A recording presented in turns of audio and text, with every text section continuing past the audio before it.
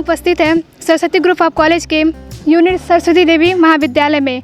यहाँ पर जैसे कि देख रहे हैं आज एक संगोष्ठी का कार्यक्रम हुआ है जिसका विषय है आध्यात्मिक उत्कृष्ट विज्ञान। यहाँ पर आए हुए हैं प्रोफेसर दिनेश कुमार सिंह जी, जिन्होंने अध्यात्म के बारे में और विज्ञान से रिलेटेड कुछ बातें बताई। नमस्कार सर, मैं गीतांजलि विश्वकर्मा, न्यूज़ चैनल खबर आज तक। मैं आपकी कीमती समय से कुछ समय लेना चाहती हूँ और आपसे कुछ प्रश्न करना चाहती हूँ। स्वागत कर सकते हैं? हाँ सर, मेरा क्वेश्चन है कि आप साइंस के छात्र रह चुके हैं और साइंस के प्रोफेसर भी हैं, तो आप अध्यात्म में कब और क्यों गए? मैं 4 दशकों तक गोरखपुर विश्वविद्यालय में प्राणी विज्ञान और पर्यावरण विज्ञान का प्रोफेसर रहा और विभागाध्यक्ष के पद से अवकाश प्राप्ति मैंने 30 जून 2018 में लिया। और मैं बहुत व्यस्त रहता था। मैं कम से कम 17 प्रोजेक्ट्स चलाया और अकादमिक कार्यों में हमेशा व्यस्त रहता था। तो एक हफ्ते मुझे काफ़ी प्रॉब्लम हुई रिटायर होने के बाद कि मैं क्या करूं, क्योंकि 9 बजे सुबह से लेकर रात के 7-8 बजे तक की व्यस्तता मेरी रहती थी शोध और अकादमिक क्रियाओं में।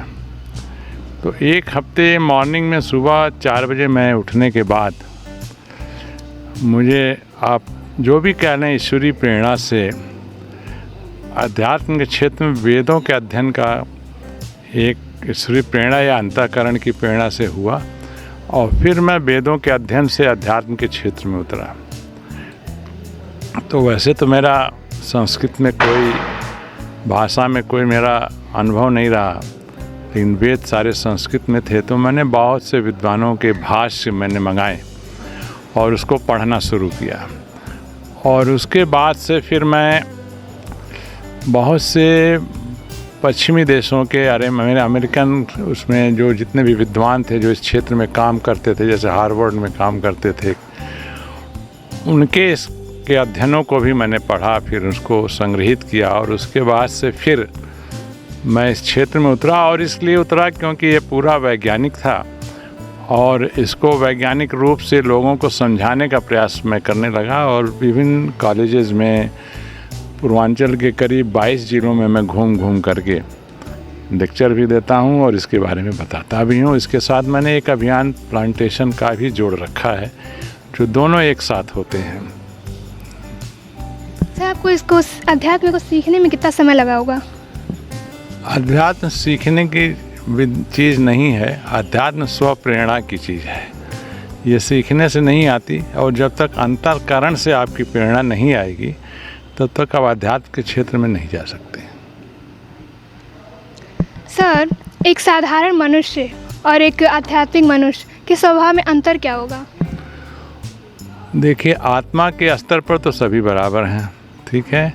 हम किस प्रकार के संस्कार से पोषित हुए हैं, किस प्रकार के संस्कार हमारे माता पिता ने मुझे दिए हैं, किस प्रकार के संस्कार हमारे पूर्व जन्मों से आए हैं और किस प्रकार के पर्यावरण में हम विकसित हुए हैं, इसका प्रभाव पड़ता है कि आप किस प्रकार से आपके जीवन का विस्तार होगा। कोई भी आदमी साधारण नहीं होता, सभी असाधारण होते हैं। अब यह है कि हम कैसे वहाँ तक और किस समय वो प्रेरणा आती है ईश्वर की, बिना उसके आप आध्यात्म के क्षेत्र में जाना बड़ा मुश्किल है। सर, अध्यात्म का ये जो रूप है उसमें बताया गया है कि जो आत्मा की यात्रा होती है उसका प्रभु की ज्योति और एक अनहद शब्द है उसके संपर्क में ही प्रारंभ होता है। इसका आशय क्या है? अनहद शब्द तो इसलिए कहते हैं कि जो बिना किसी टकराव के उत्पन्न हो, जैसे कि ओम है। ओम से ही कहा गया है कि सृष्टि पूरा ब्रह्मांड बना है। तो बिना टकराव के कोई नाद हो जो स्वर उत्पन्न हो, जैसे कि अगर आप बर्तन को टकराते हैं तो एक नाद निकलता, वो भी है, तो आहत हो टकराने से निकल रहा है।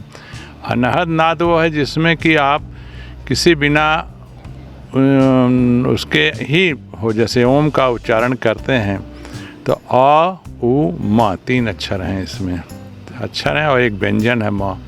तो इसके मिलने से जो स्वर निकलता है उसी से सृष्टि की वेदों में कहा गया कि इसी नाद से सृष्टि की रचना हुई, जिससे कि प्रकृति में हलचल हुई और तमाम ऋचाएँ वेदों की बनी और मरुद छद्म प्राण रश्मियाँ बनी, और उन रश्मियों से जो है फिर सब एटॉमिक पार्टिकल और सृष्टि की रचना हुई। ठीक है, तो अब और क्या प्रश्न था आपका?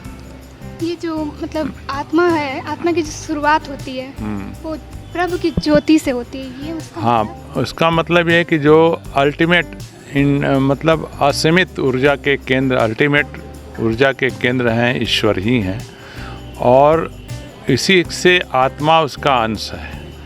तो ये जो अंश है ऊर्जा का, इसका ऊर्जा का तो क्षय होता नहीं, तो आत्मा सबकी बराबर है। और उसी परमात्मा से ऐसा कहा गया है कि पूर्णमिदं पूर्णमुदच्यते पूर्णमुदच्यते, मतलब परमात्मा की जो ऊर्जा सोर्स है वो पूर्ण है, उसमें से कितनी भी आत्माएं निकलें वो कम नहीं होती।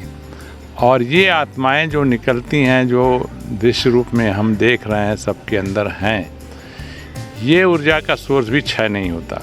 इसके ऊपर हम किस प्रकार के संस्कार विकसित करते हैं, जैसे कि अगर हमें शरीर को स्वच्छ रखना है तो हम पानी पीते हैं आंतरिक, और बाहर से स्वच्छ रखने के लिए हम स्नान करते हैं। ठीक है, मन को स्वच्छ रखना है तो हम सत्य बोलें।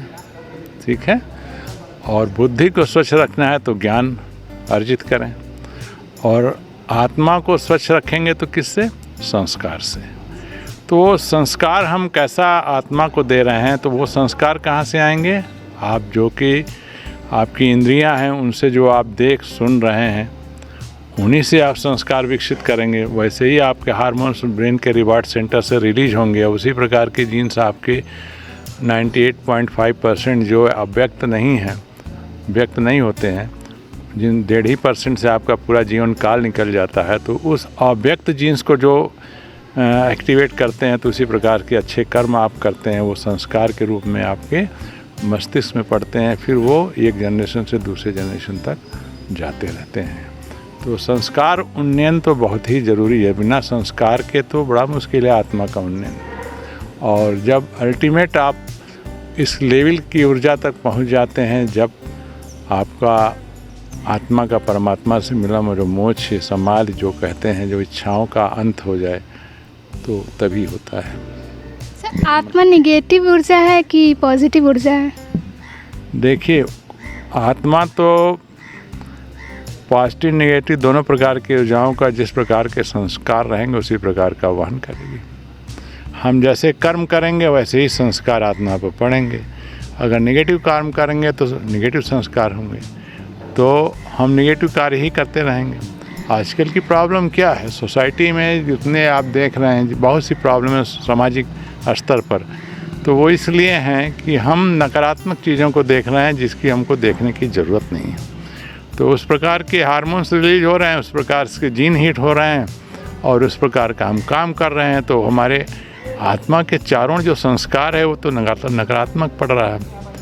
तो उसको हम अच्छे कर्मों से ही हम संस्कार को बदल सकते हैं।